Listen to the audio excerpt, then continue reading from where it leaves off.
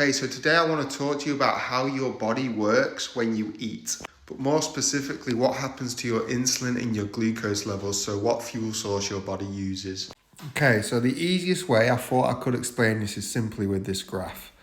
So this line here is your glucose showing the rise and the fall, and obviously the gold is the insulin.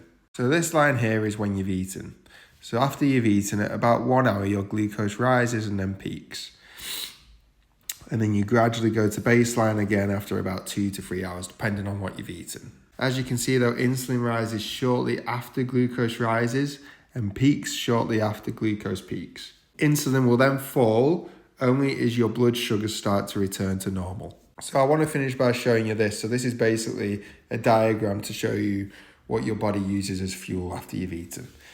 So once you've eaten, 0 to 2 hours, your body's using your glucose as your main energy source. So at that point, you won't be burning any fat. Your body won't be using any fat stores for energy. At 2 to 4 hours, depending on what you've eaten, as your glucose drops, the body may tap into fat stores. So that all depends on what you've eaten. If you've eaten carbs or sugar, that won't be the case. That'll be a longer period of time until that happens. But it's all dependent on that, on what you eat. And in a fasted state, which is roughly 8 to 12 hours after you've eaten, and so on if you don't eat, your body switches to primarily using fat stores for fuel. That is a guarantee.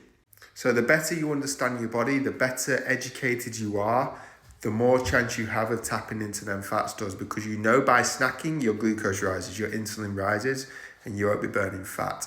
So for me, the best way I have learned to lose fat is by fasting. If you want to learn more from me, then please like, share, and follow for more.